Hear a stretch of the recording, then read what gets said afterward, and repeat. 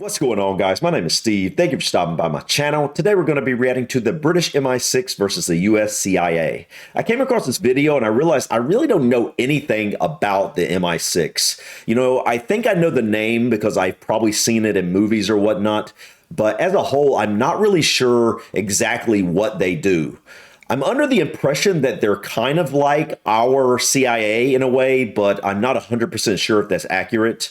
Considering they are comparing the two, I'm guessing that's probably the case. But I thought this would be a really interesting video to check out because obviously I know what the CIA is and I kind of know, for the most part what they do, but I definitely don't know anything about the MI6. So anyways, guys, let's just go ahead and dive in and check out what are some of the differences and how they compare between the British MI6 and the US CIA.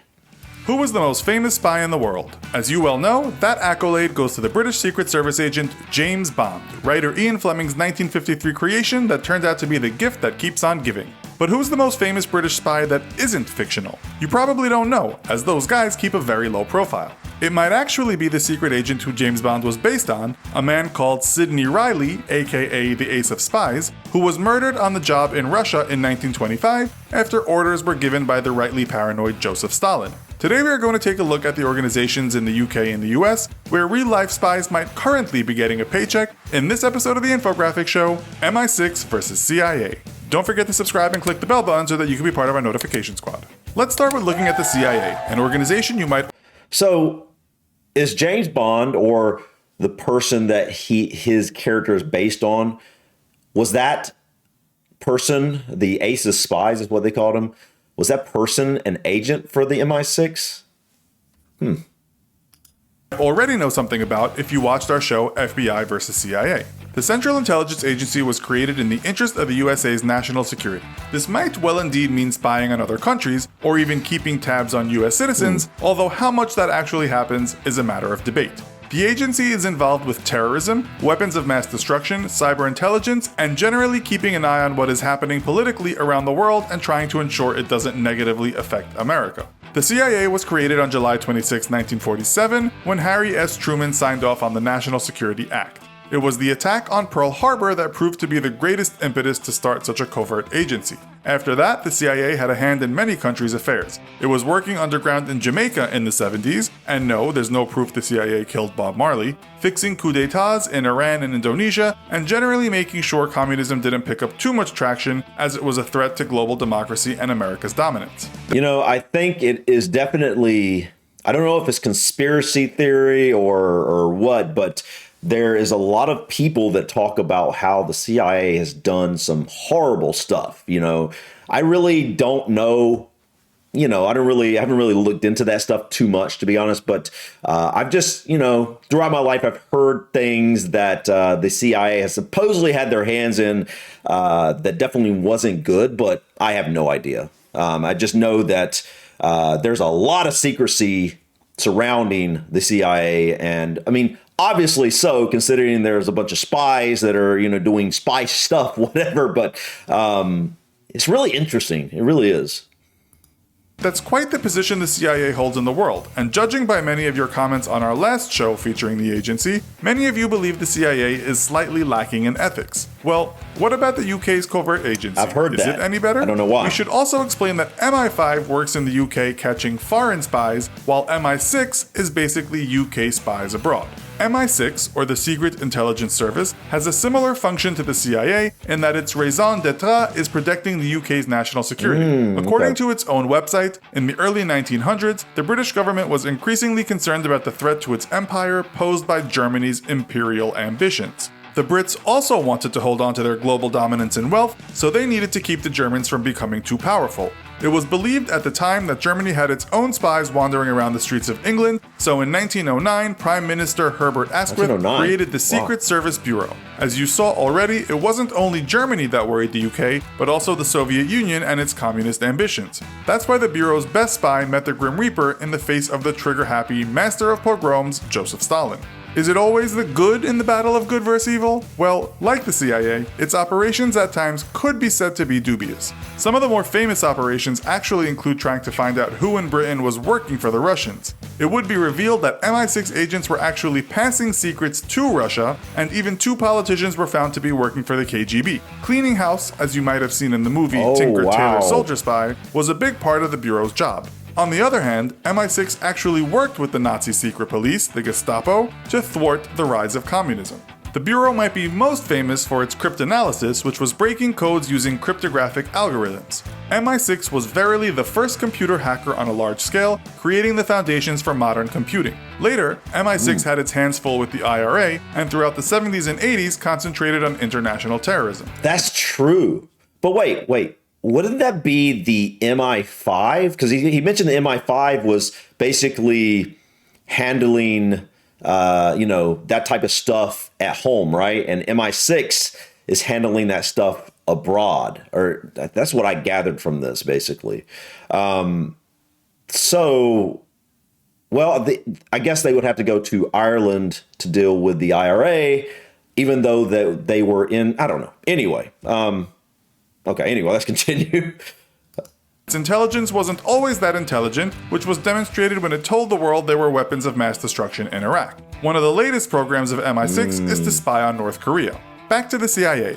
The agency has its headquarters in Langley, Virginia, but its secret agents work all over the world. It has a number of regular workers, of course, and many of those can be found in Washington, D.C. It's thought the agency employs around 21,575 people. Wow. According to Statistica, the CIA budget for 2017 was approximately $13 billion. This is only one part of the USA's black budget, a kind of secret budget that was revealed when Edward Snowden released those files. It's thought the black budget is well over $50 billion. Wow. MI6 is based in London, and it too has agents all over the globe. It's much smaller than the CIA, employing around 2,479 people. It's thought that MI6's budget is around $3.5 billion. So, how do you get into the CIA? As we said in our other show, you can do all sorts of things in the CIA, but let's focus on agents rather than accountants. Most of its undercover employees are aged between 26 and 35. They all go through medical and background checks, not to mention polygraphs, which are also a part of the interview process. They need a university degree, knowledge of international affairs, and good foreign language skills. Other assets include strong negotiation skills, discretion, diplomacy, and criminal investigative experience. Ideally, your degree will be in criminology, homeland security, or emergency management.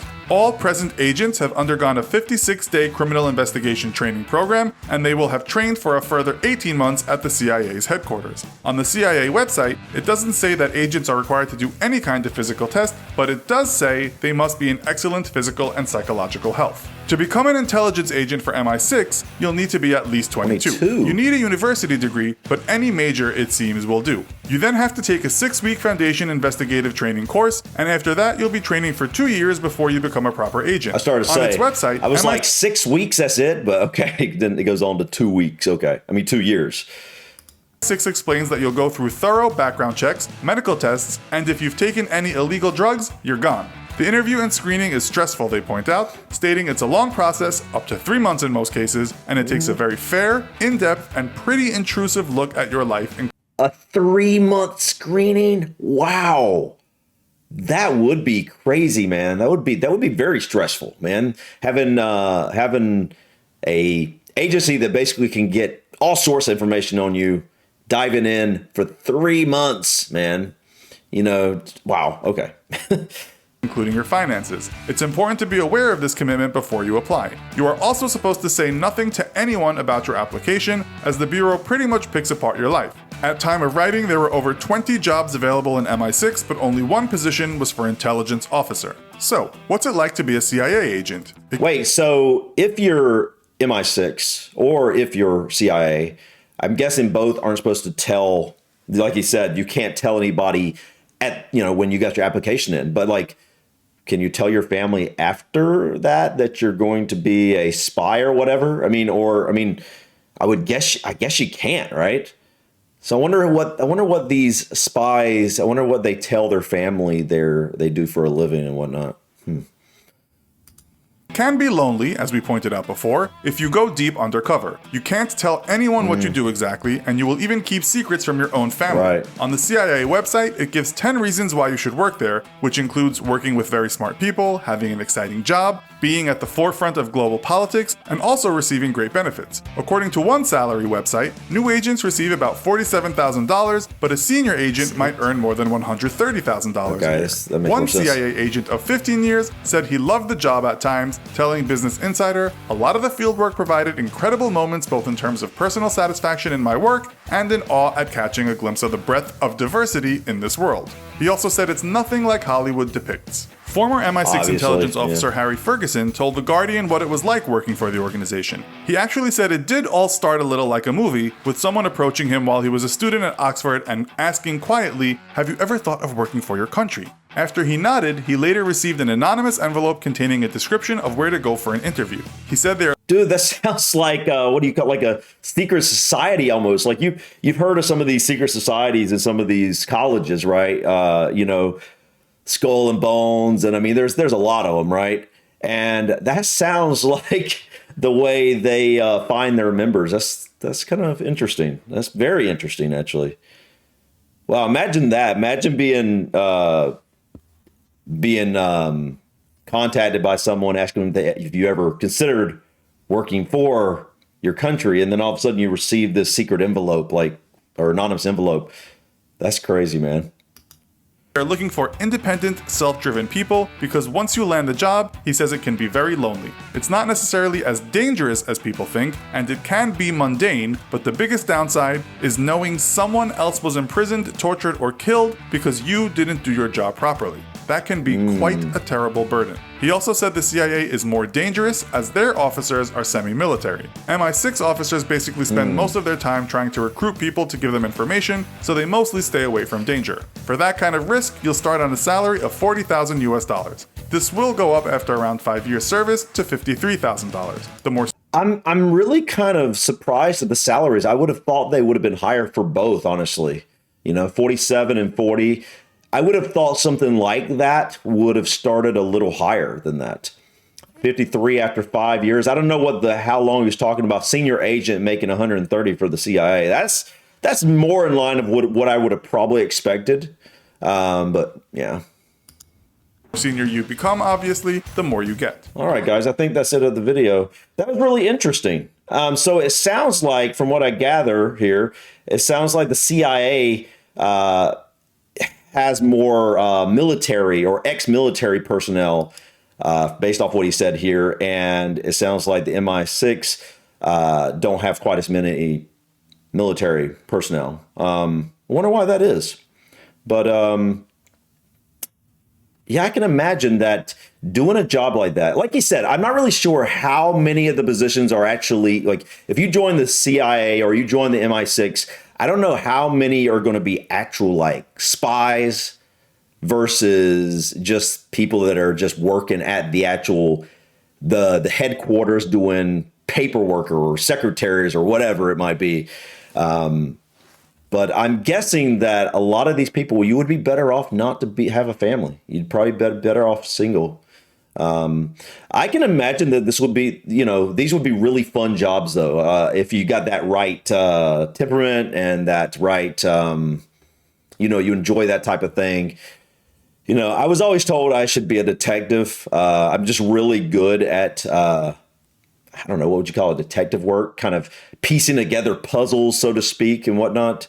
But I don't know if I would have been good at actually being a spy or whatever, because, not being able to tell my family, things like that, like my wife and whatnot. I like to share things with her. So I don't think I would have been very good at being a spy. Not that I would have told the stuff. It would just be aggravating not being able to. But anyways, guys, I thought this was really interesting. I would love to look more into things like this, comparisons between different parts of the government and things like that, between the UK and the US. And also, I'd love to see things like this from Ireland, but I have no idea where to look. I don't even know what I would start looking for. You know what I mean? So please feel free to share these types of videos in the comments. I'd love to check different things like this out.